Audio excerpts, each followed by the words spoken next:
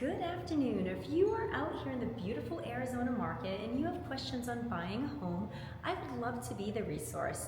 So when you're purchasing a home out here in Arizona, there's so many things that are different here than there would be in any other state. And if you're a first-time home buyer, then there's a lot of great information I'd like to supply to you. When purchasing a home out here in Arizona, the first thing you want to do is find a real estate agent such as myself that can help you with a buyer consultation to get the roadmap started. There's so many different parts when you start off, when you're ready to buy a home, that you need to have some guidance with someone that's done this many times. The first thing you're going to want to do is meet with a buyer's agent and sit down and talk about the buyer-broker agreement. So this is the agreement that would be used in a real estate transaction, showing that the real estate agent that you just hired is representing you.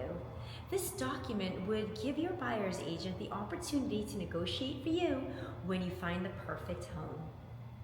I'm going to supply knowledge, negotiation skills, and a roadmap to make this the easiest thing that you've ever done in your life.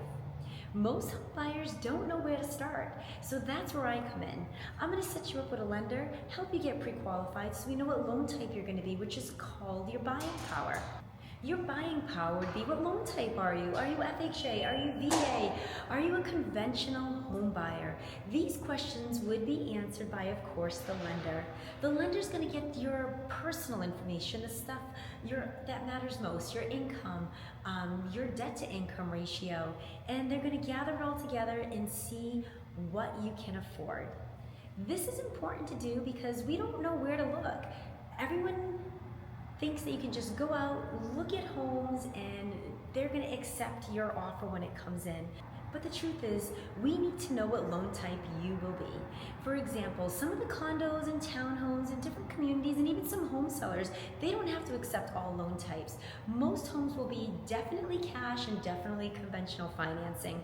But when it comes to FHA and VA, that is something that we need to know beforehand. So before I start sending you homes, we would definitely need to know what loan type you're going to be so I can set you up on the proper search to make sure that when we're looking at homes, that you can actually afford them. We want to make sure whatever homes we're looking for accepts whatever loan you are qualified for.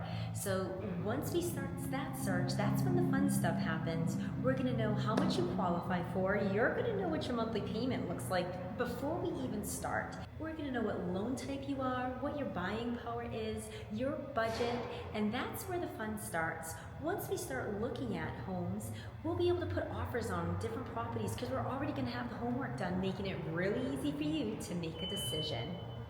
Different kind of loan types when you're buying a home. If you're a veteran and you've been in the military or you're retired, you'd be eligible most likely for a VA loan. Of course, there's different things that you would have to qualify for in order to qualify for the VA loan, but that's something that the lender will help you work through and understand. With a VA loan, the best part about it is you don't need any money down and you don't have any private mortgage insurance on those VA loans, even if you put $0 down. The next loan type would be an FHA financing type loan, and this loan right here only requires 3.5% down, meaning if we could get sellers to help with closing costs and your buyer's agent fee, you can buy your next home with only 3.5% down. And of course, the most common known loan would be the conventional loan. Now, this particular loan, most of the time people put 5% down, but there's no set minimum. You could put 10%, 20%, 50% down on a conventional loan. That is completely up to you, but most of the time be about that 5%. There are conventional loans where you only need 3% down, but again, that is more of something that you'd have to talk to the lender about to see how you would qualify for that. Typically, that's a first-time home buyer. You'd have to have excellent credit, and of course, the debt-to-income ratios all come to play no matter what loan type you are. If you were to go into a conventional loan and you didn't want to have PMI, no extra insurance in there, making that monthly payment a little lower, you would have to put about 15 to 20% down. And again, all this money talk, it's just a little bit of info. I would definitely connect you with my preferred lender who would guide you in the right direction to get you to that monthly payment that you want and can afford. Once we've made it through that inspection period, we will then go into the appraisal period. During that appraisal period, the lender that you've hired will order the appraiser to go out and make sure the property that you have this offer on is worth what you're paying. Once we made it through the appraisal period, we will then head into that 3 days before close of escrow. The 3 days before close of escrow will give you a chance to walk back through that property, make sure any repairs were done that were requested, make sure that the home is in the same condition as when you put the offer, and it's the final exciting day before you close where you can go in and measure, bring family in, bring a contractor in, and enjoy the moment. This final walkthrough typically takes about 10 to 15 minutes, and we set it up according to your schedule. On closing day, I always say don't take the day off of work. It's going to be a long day. Once we find the home that you love, we will go back, I'll do up some comps, check out what's selling, see if there's any offers on that property that you love, and then we send over an offer to the sellers. It's a pretty easy process as long as you're guided correctly and you understand what's needed from you. Once the sellers accept your offer, it'll then start a 10-day due diligence period. That means in the first 10 days, you do your home inspections, neighborhood checks, school checks, anything that's important to you to keep this transaction going for you to become a home buyer. During the first 24 hours of an accepted contract, there's something that's going to be called earnest money due.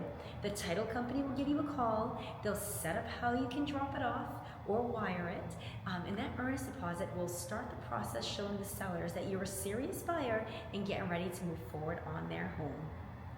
That earnest deposit, whether it's $1,000, $2,000, or $10,000, that will go towards your closing costs at the end of the transaction.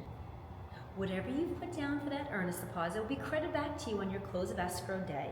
You can record with Maricopa from 10 a.m. to 5 p.m. There is no set time, unfortunately. We just have to wait for it to happen. Once I get the phone call from title stating that you have recorded, you'll be getting a call from me so we can set up and I can give you your keys. Again, if you're looking to buy a home out here in Arizona, I'd love to help, would love to sit down with you. All you gotta do is send me a text or shoot me a call, 623-210-0386, and we can get this started. What you need to understand is that all homes are sold as is, meaning any inspections you're going to do on this property are for your education only. A home seller does not have to do repairs. They could do repairs, they could offer a credit, or they may just deny repairs altogether. And as a buyer, you need to go in at it as it's just an education piece for you to know what's wrong with this property before you buy it. This gives you that buying power in that 10-day period to either cancel and move forward if you don't like what the inspection says or if you don't like what the seller's response is.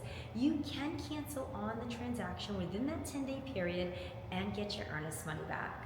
The next part, the appraisal part, you also have a chance to get out at that point if home does not appraise for what you've offered.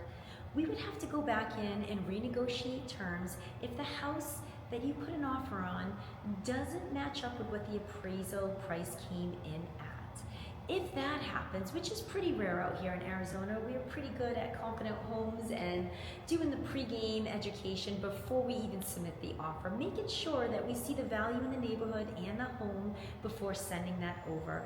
But if this happens, which nothing's perfect, it's okay. We just take a deep breath, we renegotiate with the sellers, and if renegotiations cannot be done to make you happy or the sellers happy, you do have the right to cancel and get your earnest money back.